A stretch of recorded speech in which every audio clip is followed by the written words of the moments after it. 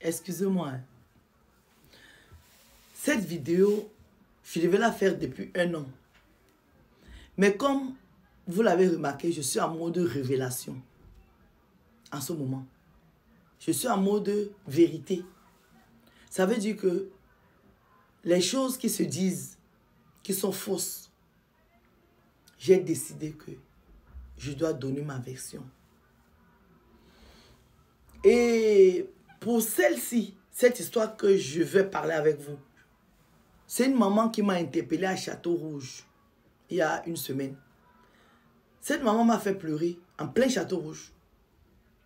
Elle m'a dit, ma fille, je ne vois plus vos émissions sur Vox Africa. Les émissions, c'est des rediffusions que je vois. Je dis, oh maman, j'ai fait une pause. Elle me dit, ah bon, mais la pause, elle est longue. C'est là, elle me dit, vous êtes comme ma fille. Parce que je vous suis depuis les reines du shopping. Tu dis, ah bon, elle me dit, oui. Demande à ma petite fille. À un moment, elle me dit, on ne se vous voit pas. Parce que dans la seule attitude, vous nous avez dit, on ne dit pas vous, on dit tu. Vous tutoyez les gens. Parce que pour être plus près des gens, pour être proche des gens, vous avez dit aux gens tu. Même vos invités. Vous dites à vos invités, il n'y a pas de vous. J'ai dit, c'est vrai, maman. Parce que moi, j'aime le contact. Mais aujourd'hui, je vais vous dire ce qui s'est passé avec Vox. Et comment je suis arrivé à Vox. Cathy Cressy, que vous voyez là. La Française qui est là. Je l'ai rencontrée. Vous savez, j'ai fait les reines shopping 2 fois. La première fois, je ne l'avais pas eu. Parce que j'avais montré mon dos et il y avait des brûlés. Et j'avais porté la perruque. Ça énervait Christina. Pourquoi j'ai porté la perruque? Donc j'ai raté. Et la Cathy là m'a remarqué à cette première émission. Elle a commencé à me suivre. Moi, je ne la connaissais pas. Un jour, je vais à un défilé de mode. Elle travaillait déjà pour Vox. Je vais à un défilé de mode où je suis invité par Tonton Masso dans un grand hôtel dans le 2e arrondissement, vu que j'habitais le 2e arrondissement. Donc l'hôtel était juste derrière moi. Il me dit, Aïcha, il faut venir et tout et tout. Vous savez, à l'époque, j'étais encore... C'est pas comme maintenant, là, je me suis vraiment assagi. À l'époque, quand je venais, tu sens que voilà, le charisme de quelqu'un qui entre. Et j'avais toujours mon pompon. Et j'étais habillée comme une japonaise, avec les habits japonais là que mon chéri m'avait ramené du Japon. Donc j'avais porté ça. J'étais entrée comme une japonaise. Et tout le monde a fait waouh!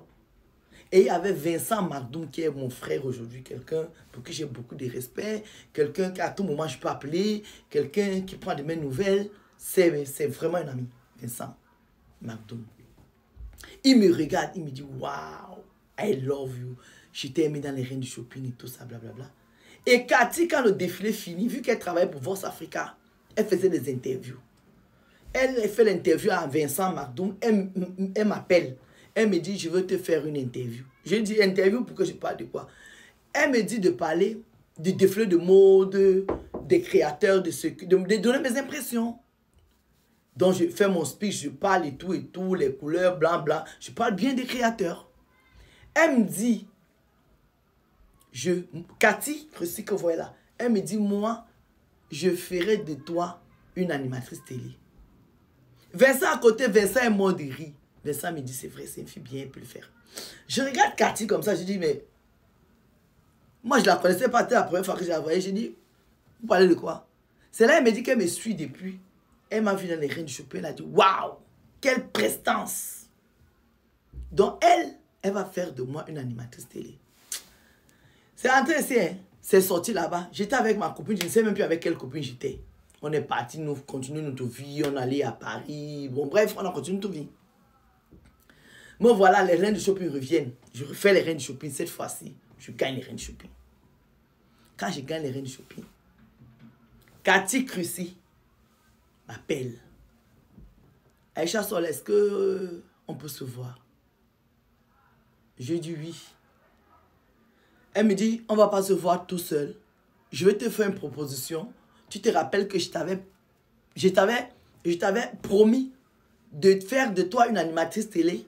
Je dis oui, mais moi, je ne vais pas faire télé. Moi, je ne suis pas fait pour la télé. Je ne suis pas là à l'école pour la télé. Je ne suis pas journaliste. Je ne suis pas animatrice. Je ne sais pas. Elle me dit, t'inquiète pas, je vais m'en occuper. Elle me dit, mais je ne viens pas seule. Je viendrai avec mon collaborateur. Que moi, je ne connaissais pas. Parce que je vous dis, je ne savais même pas Vox Africa. Je ne connaissais pas que la chaîne là existait. Moi, j'étais braqué dans mes chaînes françaises. Je ne regardais pas les chaînes africaines. J'avais même pas le bouquet africain. Donc, c'est comme ça que je prends rendez-vous. Comme j'habitais à Opéra, place de l'Opéra à l'époque, je leur donne rendez-vous à un café à côté de chez moi. Elle débarque avec Olivier Enogo, qui est là. Mon allié de toujours. Celui avec qui je tombe, je me lève. Olivier, il arrive. Olivier est le directeur de Vox Africa Europe. Ça veut dire que c'est lui qui gère toutes les chaînes, tous les bureaux de Vox Africa Europe, sauf le siège qui était à Londres, en tout cas à l'époque, en tout cas qui est toujours à Londres. Ça veut dire Bruxelles, Suisse, France, partout. C'est lui, Olivier, qui était le directeur de Pôle Europe, de Vox Africa. Moi, je ne connaissais pas M. Jules Diomdieu, je ne connaissais pas la PDG, Madame Roland, je ne les connaissais pas. Donc, je connais que Cathy, qui me prend avec Olivier, qui me disent, il faut qu'on trouve une émission de mode et que tu la présentes. Il a dit, hé, moi, émission de mode, à quel moment? Maintenant, ils me disent que, maman, on n'a pas d'argent. Parce que moi, je leur ai dit, vous me payez combien? Ils me disent qu'ils n'ont pas d'argent. Je dis, mais vous dites que vous avez une chaîne de télévision. Vous avez ci, vous avez ça, vous n'avez pas d'argent. Moi, je travaille. À quel moment je vais laisser mon travail pour venir présenter votre émission? Et vos bureaux sont où? Donc, on essaie de négocier les négociations que je ne vais pas vous dire ici. J'adhère. Parce que pour moi, Cathy a cru en moi. Et je ne sais pas qu'est-ce qui la pousse. Elle a dû voir quelque chose en moi, en tout cas. Mais elle ne peut pas signer le contrat sans Olivier. C'est Olivier qui signe le contrat.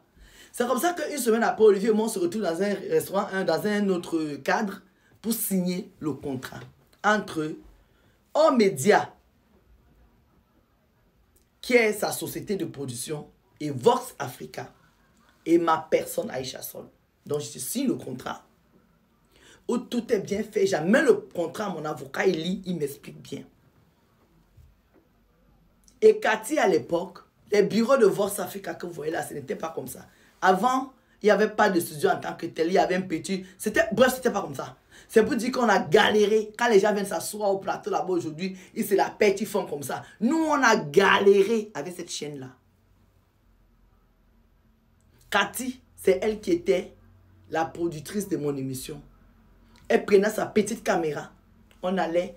Mon ami Bona, qui a son magasin vintage, je suis allé le voir, je lui ai expliqué le projet. Il m'a dit, Sol, accepte et adhère. Parce qu'il fallait faire des émissions. Au départ, Cathy avait son émission, je ne sais plus comment on appelle ça. J'avais, je crois, 16 minutes dans l'émission. J'ai fait ça pendant 1 an. Au bout d'1 an, elle a vu que non. Étant dans son émission, je ne m'exprimais pas, c'était pas bien, et que mon charisme méritait que j'aie mon émission à part. Donc, elle m'a sorti de son émission. On a créé la Solatitude de 26 minutes où je relookais les gens. L'émission Solatitude, à la base, je faisais du relooking. Comme dans les reines du shopping. Mais je te relook de la tête aux pieds. Je sors 3 modèles. Et c'est diffusé. Parce qu'on n'avait pas les studios. On a fait ça, je crois, pendant 2 ans.